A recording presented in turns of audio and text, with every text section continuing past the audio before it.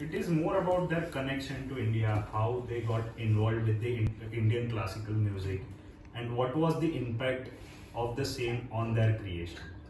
So I've chosen the passage somewhere in 1966, just before they were coming to India.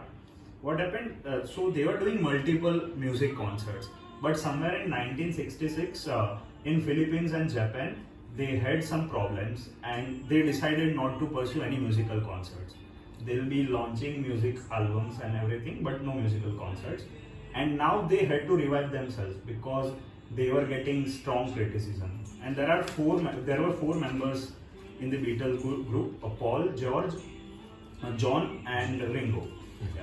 So this passage is about Paul's idea of reviving the Beatles, and they had launched Sgt. Pepper's Lonely Hearts Club Band at that time, and it was doing really well. So how he did that? I'll be reading that passage.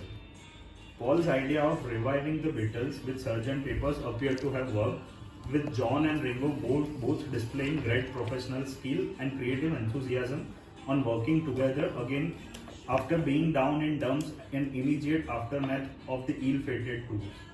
But this was not true for George, who after his trip to India no longer considered the band and its music his true passion.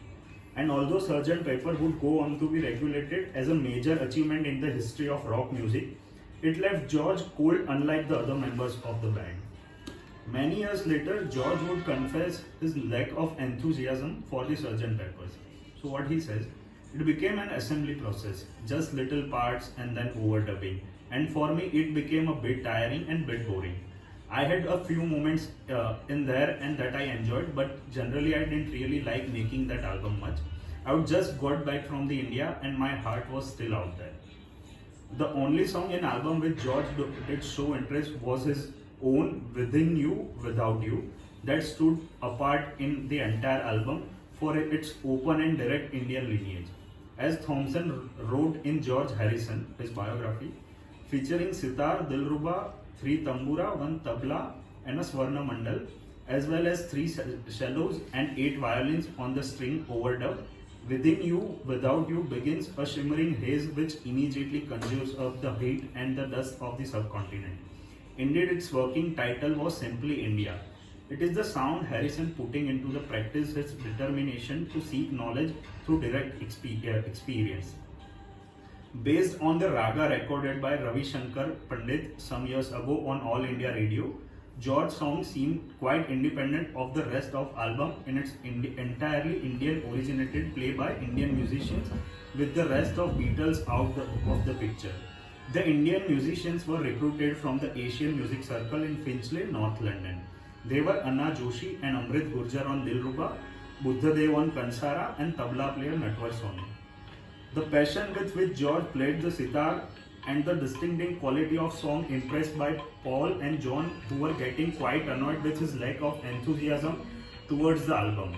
Both thought the song was great and did not appear to mind George having Indian musicians take over the studios and for the first time leaving them out of a Beatles song. Describing the song as a great Indian one, John said, "We came along one night and we had 400 Indian fellows playing here and it was great evening." He would say later, one of George's best songs, one of my favorite of his. No longer the quiet battle, George, his imagination fired by the Indian spirituality, could not stop talking about his new infatuation, which was India. He appeared along with John on the prestigious television show The Frost Report and gave innumerable interviews to a variety of publications declaring his adopted faith.